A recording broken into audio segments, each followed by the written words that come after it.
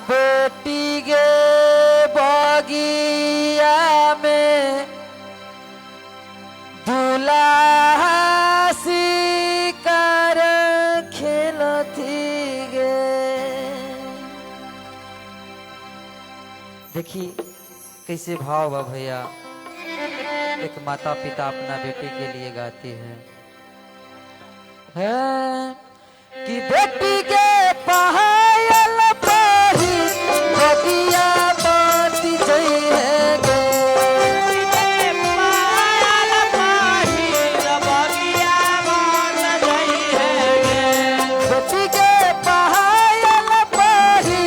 बगिया बाती जई है गे।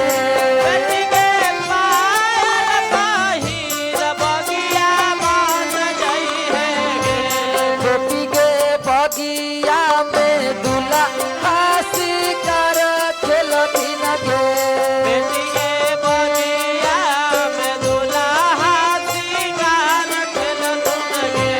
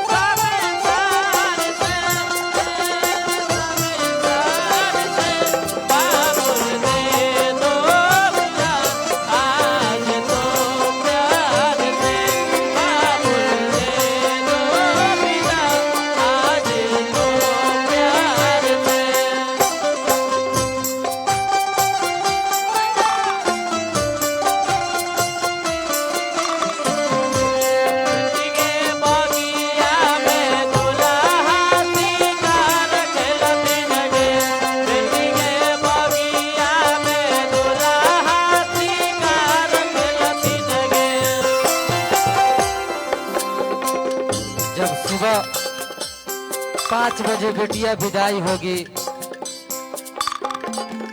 तो पिता जो अपना बेटी को जन्म दिया खुशी मनाया। बेटी जन्म लिया तो पिता बोला कि मेरा घर में लक्ष्मी का अवतार हुआ है।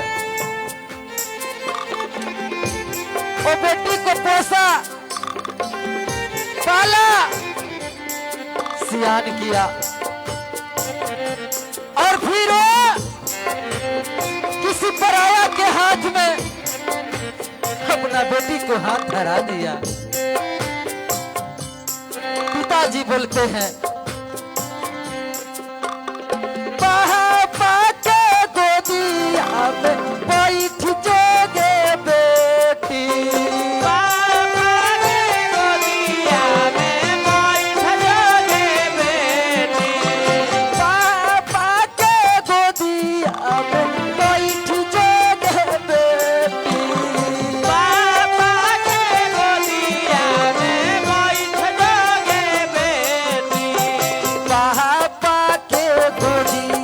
सपना हो तो गे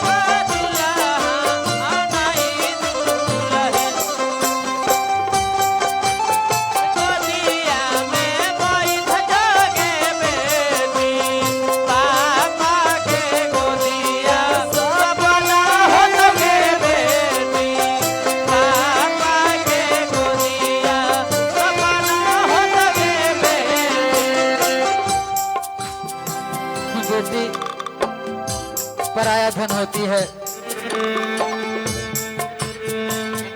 लोग कहते हैं कि हम करोड़ों दान किए, हम लाखों दान किए, लेकिन उस दान को हम नहीं मानते हैं। अगर धरती पर सबसे बड़ी दान है ना चाची, धरती पर अगर सबसे बड़ी दान है तो वो बेटी दान है। जो अपना जीवन में बेटी दान नहीं किया वो कुछ नहीं किया। आप लाखों दान कीजिए, करोड़ों दान कीजिए, कोई फायदा नहीं। लेकिन एक बेटी को कन्या दान किए तब अपना जीवन पार किए। एक माँ जब सुबह 5 बजे अपन बेटिया के विदा करती है तो माँ के कलेजा से आवाज निकलता है, भैया बेटी बेटी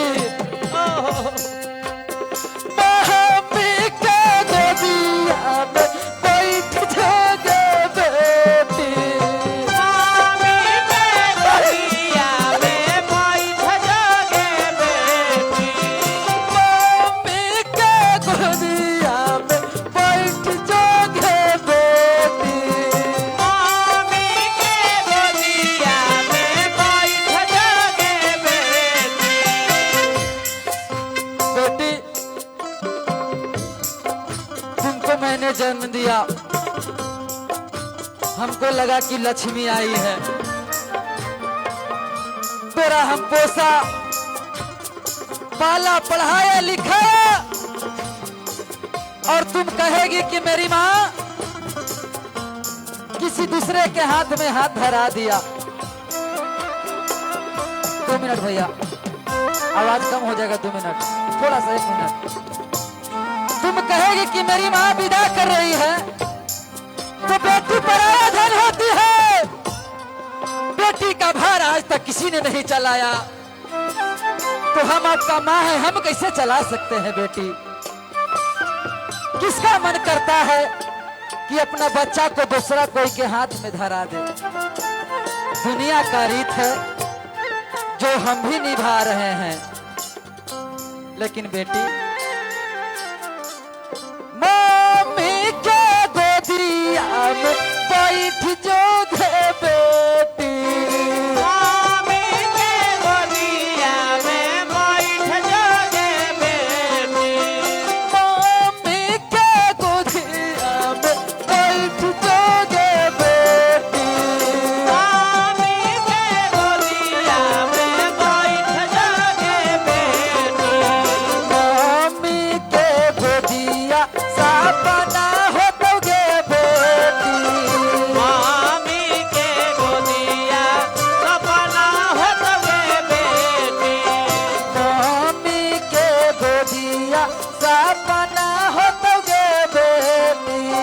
मम्मी के गोदिया सपना होतोगे बेटी।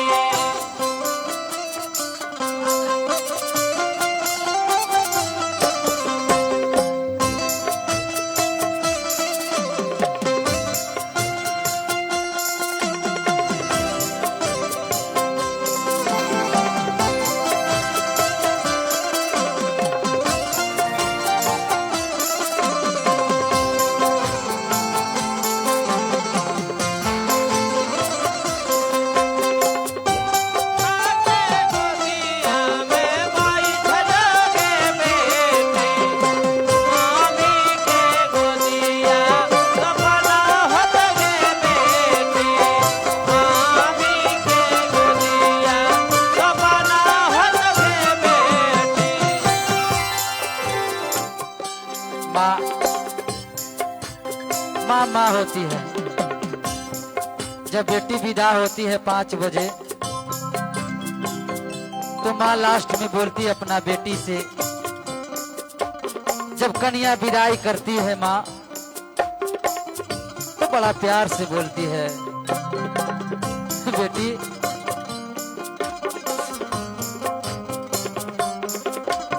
सोने का टोरवा दूधवा पी लेगे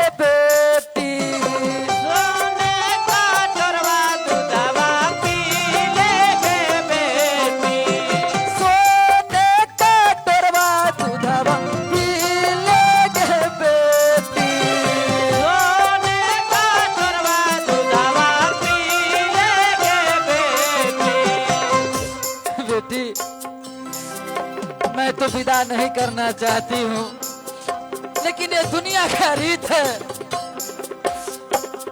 हम नहीं रख सकते। जो दुनिया करता है वो हम भी कर रहे हैं बेटी।